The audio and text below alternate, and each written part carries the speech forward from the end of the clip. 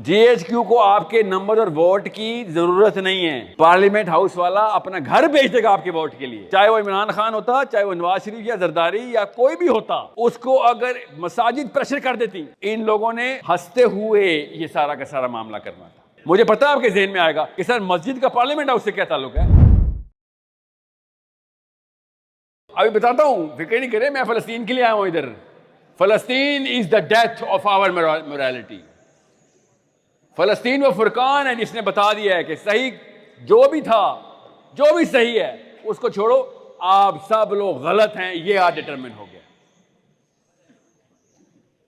सही मेरा मोहम्मद है, सही मेरा कुरान है, मुझे भी पता है, मगर गलत क्या है, मैं गलत हूं और आप गलत। ये फलस्तीन के छोटे से 4 साल के बच्चे ने 3 साल की सादिया ने में बता दिया है कि अपने आप को मुसलमान कहना बंद करो, इंसान कहना बंद करो, स्पेशली मर्द कहना बंद करो।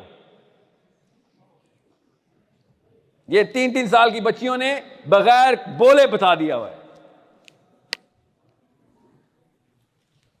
37,000 Palestinians dead.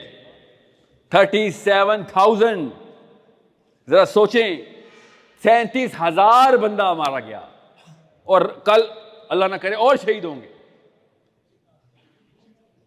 You see the problem. इससे बड़ी कोई प्रॉब्लम है तो इसका सलूशन किसके पास था?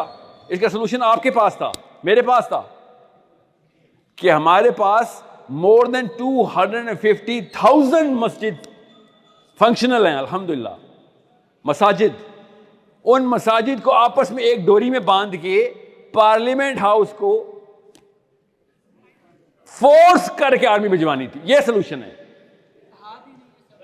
रुक जाए, आ रहा हूं, अभी सेकंड स्टेप सुन लें। मुझे पता है आपके जहन में आएगा कि सर मस्जिद का पार्लियामेंट हाउस से क्या ताल्लुक है। ये वाला सवाल तो नहीं आ रहा जहन में? आया है?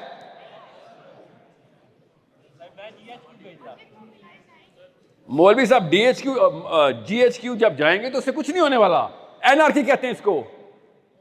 और पार्लियामेंट हाउस बेच के वही काम कराएंगे तो पॉलिटिक्स कहते हैं इसको। आप समझ क्यों नहीं रहे? Play with the pieces on the board. और ये सवाब का काम बता रहा हूं, अप्रिशिएट करेंगे आपकी अम्मी अब्बू भी कि हाँ भाई लड़के ने हिकमत, कौन है हिकमत वाला लड़का, ये हिकमत का तकाजा भी यही था। जीएचक्यू को आपके नंबर और वोट की जरूरत नहीं है।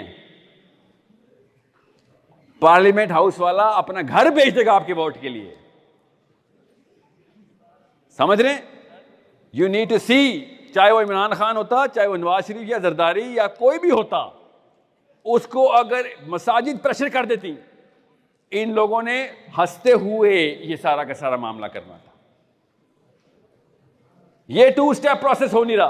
क्यों? अब पता चला मैंने स्टार्ट क्या किया था कि डेफिनेशन ऑफ इस्लाम है ही कोई नहीं जो कि इस्लाम डिमांड कर रहा है। तो जब भी आप किसी ऐसे बंदे के पास जाएंगे, बाय द वे मस्जिद के अलावा भी सोल्यूशन होता ना, मैं वो भी कहता चलो फिर उस तरफ चल दें।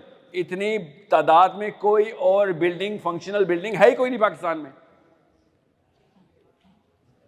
और उतनी अगर होती भी तो वो पावर नहीं थी, क्योंकि हम इस्लाम के नाम के ऊपर कुछ भी करने के लिए तैयार हैं अल्हम्दुलिल्लाह हैं।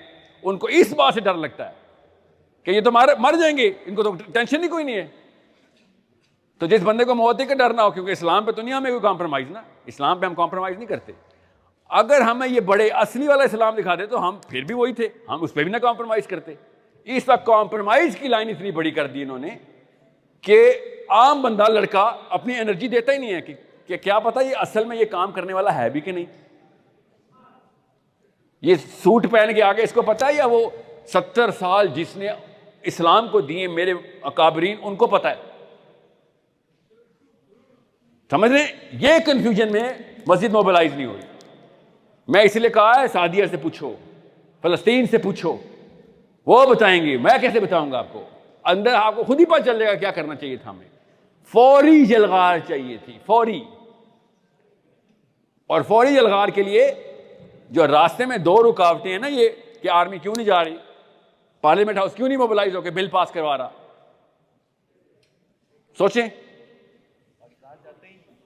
पाकिस्तान कुछ नहीं होता, याद रखिएगा। पाकिस्तान क्या है? ये पाकिस्तान है, ये लकड़ी, ये पत्थर पाकिस्तान। इसने क्या करना है? ये जहाद करेंगे, पत्थर उठ के जाएंगे। पाकिस्तानी सब कुछ होता है। ये है वो जो मैं कह रहा था, मुताला पाकिस्तान। मुताला पाकिस्तान बताता है कितने दरियाएं, कितने दरख्त हैं।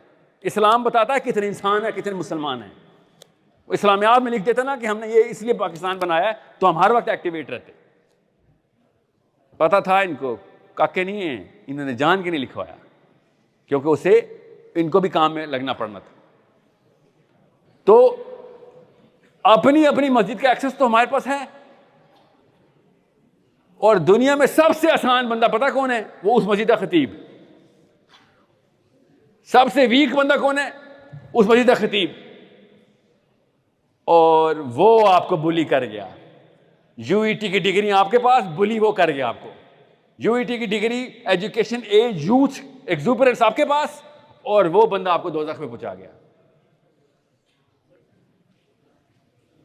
वरना आप उसके सामने कलफ लगा के पहुंचे होते थे कि क्या कि सर मैं आला नस्ल का, आला घराने का, पढ़ा लिखा, वेल ट्रेंड दिमाग आया हूं, और आप एक लो सोशियो इकोनॉमिक क्लास के मजबूरन प्रोफेशनल यहां पे खतीब है। आपका काम है मैं आपको 500 रुपया दे के भी आप पे एहसान करता हूं। ये माइंड सेट है पाकिस्तानी मुसलमान का अपने मौलवी के सामने। उसी की शायद सजा मिल रही है हमें कि अल्लाह ने उसी के नीचे पछाड़ दिया कि चलो दोनों के दोनों जाओगे तुम। अब क्यों? उसने फतवा इशू करवाना था। कैसे? अपने पूरे के पूरे सर्कल को, क्योंकि इनका औकाफ के महकमे के थ्रू सर्कल एस्टेब्लिश्ड है।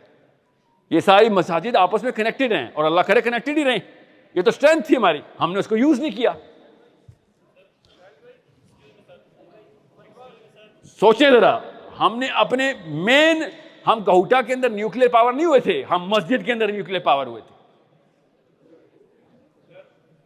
और हमने सोच लिया कि बस हमारा काम ही नहीं कोई।